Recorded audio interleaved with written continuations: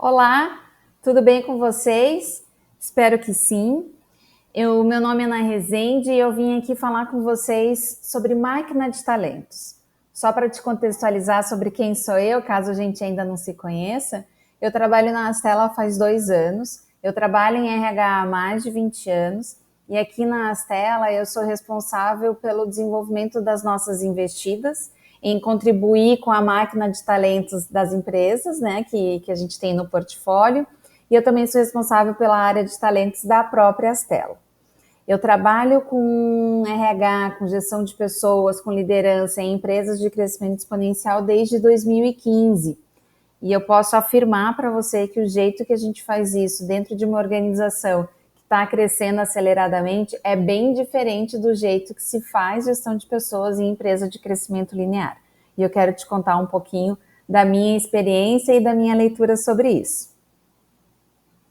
Primeiramente, eu gosto de chamar essa estruturação dos processos de gestão de pessoas, eu gosto de chamar isso de máquina de talentos. Não porque eu queira desumanizar gestão de pessoas, mas porque eu quero processualizar, eu quero ter previsibilidade de talentos dentro do que o tema me permite ter, né? Então, quando eu falo de máquina de talentos, eu estou dizendo que eu preciso ter os inputs necessários para que a minha máquina funcione bem, processos que garantam que ela vai ter um bom funcionamento, e eu preciso ter clareza do que eu quero, qual é o meu output no final desse processo todo. Então, o que eu gosto de trazer aqui como o pontapé inicial, né? O que é input que a gente precisa ter para ter uma boa máquina de talentos? Que são essas imagenzinhas aqui são exemplos disso, né? Eu preciso ter clareza de qual é o norte dessa organização, quais são as principais métricas, metas, qual é a estratégia para chegar onde essa organização quer chegar, o que eu tenho de orçamento, qual que é a habilidade que essa organização tem de comunicar sobre negócios, sobre norte, sobre expectativas, quais são as qualidades dos diálogos na organização. Eu preciso dessas informações quando eu for desenhar a minha máquina de talentos. Então, se eu não tenho clareza de onde a organização quer chegar, como é que eu vou saber quem são os profissionais que precisam ser imputados nesses processos? Não tem como saber, né? Então, eu vejo que tem ainda bastante máquina de talentos que não funciona de maneira adequada, porque existem informações do negócio que ainda não estão bem desenvolvidas e bem estruturadas, tá? Então, esse é o primeiro diagnóstico a ser feito na máquina de talentos da tua empresa. Vocês estão produzindo os inputs que vocês precisam para saber como vocês querem fazer gestão de pessoas? Vocês estão se sentindo bem alimentados? É consistente? As informações que vocês produzem sobre o negócio, elas são consistentes e têm um mínimo de estabilidade para que a gente possa construir processos de gestão de pessoas que garantam a entrega dessas informações, desses sonhos, desses objetivos? Porque muitas vezes é aí que está a falha. Então não adianta desenhar uma máquina de talentos, o que a gente tem que fazer é falar mais de planejamento estratégico, por exemplo. Mas digamos que, né, os inputs estão 100%. A primeira etapa da máquina de talentos, né, eu gosto de pensar na máquina de talentos como sendo composta por 5 engrenagens. A primeira engrenagem é a engrenagem da cultura. Aqui na engrenagem da cultura, eu vou ter noção de quais são os comportamentos que eu preciso ter dentro dessa organização. Depois eu vou refletir na engrenagem de get, como é que eu trago esses comportamentos aqui para dentro, quem são essas pessoas, onde elas estão e qual é o processo que vai garantir a atração e a seleção dessas pessoas. Depois eu vou falar de grow, que é como essas pessoas performam, como elas se desenvolvem. Aí eu vou falar de keep, depois que essas pessoas já têm clareza do que se espera delas em relação às metas e ao desenvolvimento delas, a gente pode ir conversando sobre a permanência delas na empresa, em outras posições, em outras áreas. Aí a gente pode falar de como a gente vai mantendo essas pessoas com a gente. Só que essa engrenagemzinha aqui, que é a última, é uma das mais importantes, porque essa é a engrenagem que entrega todas as outras 4, né? A gente pode ter uma área de recursos humanos que ajude na estruturação dos processos, definição das ferramentas, indicadores para serem medidos, mas quem executa todas essas engrenagens são os líderes, né? E o que eu quero no final do dia? O que eu quero que essa máquina esteja me entregando? Eu quero que essa máquina me entregue profissionais que performam e que estão engajados. Não adianta performar e não estar engajado, porque não é uma parceria sustentável. E não adianta estar engajado e não performar, porque também não é uma parceria sustentável. Eu preciso dos dois, né? Então, se eu estou fazendo algum processo de gestão de pessoas, criando algum programa, alguma iniciativa, se eu não for entregar performance para a organização, se eu não for entregar mais engajamento dos colaboradores, que no final vira performance, não faz sentido eu ter na minha organização. Tá? E aqui eu estou falando, às vezes, de uma flor no Dia das Mulheres não traz engajamento, não aumenta a performance, na maioria dos casos.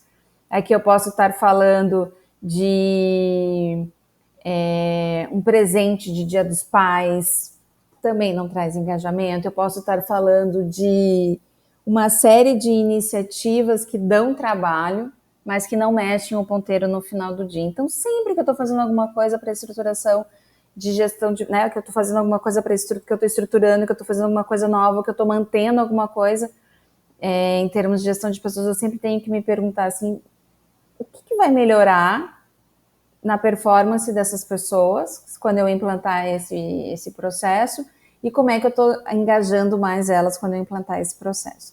Queria fazer um deep dive agora com vocês aqui com relação a cada uma dessas engrenagens. Na engrenagem de cultura, quando eu vou definir, com base na minha estratégia, quais são os 5 comportamentos que eu preciso ter nos meus colaboradores. Então, vamos pensar que talvez a tua estratégia seja uma estratégia de inovação. Então, é importante que você tenha no teu time pessoas criativas, tolerantes a erro, que gostem de arriscar, que queiram aprender, que não tenham resistência à mudança, porque a tua organização está pedindo inovação. Agora, se a tua estratégia está falando mais de eficiência, aí você vai pedir por comportamentos mais relacionados à disciplina, à definição de processos, à mensuração das entregas. Você vai falar mais de garra, de energia, de capacidade de entrega. Ah, mas eu quero que a minha organização seja eficiente e inovadora. Tudo bem, só que você vai ter que escolher. Por isso que a gente fala só de 5 comportamentos. Porque se eu te perguntar assim, você quer colaboradores no teu time que aprendam rápido, você vai me dizer que sim. Que saibam trabalhar em equipe? Sim. Que saiba trabalhar sozinho? Sim. Que seja produtivo? Sim. Que seja estratégico? Sim. Que tenha accountability? Sim. Se eu for te perguntando quais são os comportamentos que você quer que um colaborador da tua organização tenha, talvez a gente chegue a 50 comportamentos. E isso não é viável, isso não é possível. Eu não consigo formar um time com uma barra tão difícil de ser atingida, né? Com a necessidade que essa pessoa tenha tantos comportamentos dentro de um colaborador só. Então, eu gosto de pensar em 5 comportamentos. Quais são os 5 comportamentos que você precisa que os seus colaboradores tenham ou que tenham potencial de desenvolver? E quem vai dizer quais são esses 5 comportamentos é a tua estratégia. Mas não é só a estratégia.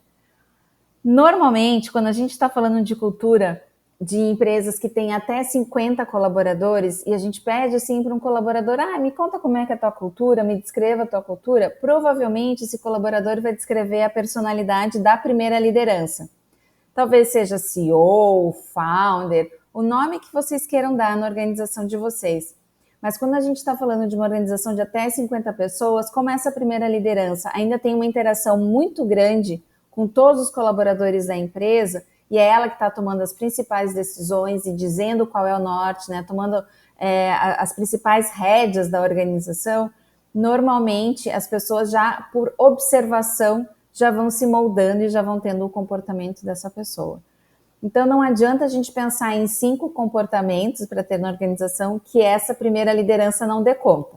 Então, quais são os 5 comportamentos que você precisa ter e que seja genuíno. Tudo bem que essa pessoa pode desenvolver, mas que seja genuíno, que ela tenha potencial de ter esses comportamentos para que a gente tenha na primeira liderança uma grande embaixadora da cultura da organização. Uma coisa que também é muito importante te dizer, não adianta você olhar qual é o manifesto de cultura das APOS, da RD Station. A gente, quando está falando de cultura, a gente está falando de autenticidade. Então, quem é a tua organização? Quem é você? E vamos traçar algo, não vou dizer único e exclusivo, mas algo que não seja tão comum assim nas organizações. Legal, agora que eu já sei quais são os 5 comportamentos que eu preciso ter, eu vou montar um processo de seleção que garanta que eu vou trazer pessoas com esse perfil ou com potencial de apresentar esses comportamentos. Eu vou pensar qual é a proposta de valor para um colaborador que tem esses comportamentos. Se eu estou falando de um perfil de colaborador mais inovador, por exemplo, o meu processo seletivo tem que ter algum quê de inovação, e a minha proposta de valor de por que faz sentido trabalhar na minha organização, a minha proposta, a minha promessa para os candidatos e colaboradores tem a ver com a vivência de inovação dentro da minha empresa. Aí, depois que eu tenho clareza do que eu estou procurando, qual é o processo seletivo que eu vou construir para me trazer esses colaboradores, né? Para conseguir encontrar esses colaboradores, eu vou, então, criar um processo de rampeamento. Como é que eu faço com que esse colaborador se adapte rapidamente na minha cultura e entenda rapidamente o que ele tem que fazer, para que eu possa passar mais tempo com ele ensinando coisas da atividade e ele possa cada vez me entregar mais rápido, né? Então, a gente está vendo que as pessoas têm ficado cada vez menos tempo na organização. Quanto mais tempo as pessoas levarem para aprender sobre o teu negócio, sobre a tua cultura e sobre a atividade delas, mais a gente corre o risco delas passarem mais tempo na organização só aprendendo e não entregando. E isso a gente não quer, né? Então, depois que eu já trouxe as pessoas, já ajudei elas a se adaptarem na organização, eu vou dizer para esse colaborador ou para essa colaboradora o que eu espero dela em termos de performance, quais são suas metas. Às vezes são qualitativas, às vezes eu não tenho ainda clareza das metas mensuráveis, mas se eu consiga dizer para esse colaborador, para essa colaboradora, quais são as minhas expectativas, para que essa pessoa tenha um norte do que se espera dela. E normalmente, quando a gente está falando de empresas de crescimento exponencial, o que o colaborador precisa fazer demanda que ele aprenda algumas coisas. Dificilmente a gente está trazendo alguém pronto, né? Então, quando a gente pensa em performance e desenvolvimento numa empresa de crescimento exponencial, normalmente são processos que caminham em paralelo. Para eu entregar, eu preciso me desenvolver e eu preciso me desenvolver em coisas que vão fazer com que eu entregue mais. Então, às vezes até mais uma separação, muitas vezes até didática, né? O que é performance, o que é desenvolvimento, de tão alinhadas, de tão juntas que elas estão. E aí, quando eu sei o que eu espero das pessoas, quando eu sei o que essas pessoas precisam desenvolver, eu começo a desenhar um processo que eu chamo de reco-reco, né? De reconhecimento e recompensa. Aquelas pessoas que estão atendendo às expectativas, que estão inclusive excedendo os combinados, que estão muito aderentes com a minha cultura, elas devem ter um reconhecimento diferente de quem está fazendo um trabalho apenas dentro da expectativa e com certeza tem que ter um reconhecimento maior de quem está com dificuldade de entregar as suas metas e quem está com um desenvolvimento um pouco mais lento. Aqui a gente está falando praticamente da composição da meritocracia, né? Que aí eu ter clareza do que eu espero do colaborador, eu conseguir comunicar para esse colaborador o que eu espero dele, conseguir comunicar para essa pessoa o que eu imagino que ela precisa desenvolver para fazer essa entrega, eu acompanho ela fazendo a entrega e se desenvolvendo, e aí depois ela vai ter um reconhecimento de acordo com ela ter atingido ou não aquilo que a gente combinou. Então, a engrenagem de Grow é uma das engrenagens mais robustas que a gente tem, uma das mais trabalhosas a serem desenvolvidas. Uma engrenagem que ela é um pouquinho diferente, que é como se ela estivesse correndo de forma paralela a todas, é a engrenagem de Keep, que é a engrenagem que está falando de clima, né? Então, cultura é o modus operandi, é o conjunto de comportamentos que eu quero que os meus colaboradores tenham, e clima é o quão agradável é trabalhar nessa organização, como é que eu me sinto trabalhando nessa organização. A gente sabe que o senso de pertencimento e de engajamento vem muito de como eu me sinto nessa organização. Então, é importante que de tempos em tempos a gente mensure isso com os nossos colaboradores. seja uma pesquisa de clima, uma pesquisa de ENPS. Se a tua empresa já é um pouquinho maior, você pode até contratar a Great Place to Work, tentar participar do ranking. Como é que você vai medindo que as pessoas estão bem na tua organização, que as expectativas delas estão sendo atingidas, porque a gente, no processo de gestão de performance, a gente diz se as pessoas estão atendendo às nossas expectativas. E esse processo de mensuração de clima é uma forma da gente medir se a gente também está entregando o que a gente prometeu, se as pessoas estão percebendo que a gente está entregando de acordo com a nossa promessa, a experiência que elas estão passando na organização com a gente. E além do clima, a gente sabe que quem vai trabalhar numa empresa de crescimento exponencial normalmente gosta de desafio, gosta de se sentir aquecido, né? Gosta de sentir que está subindo os degraus da carreira.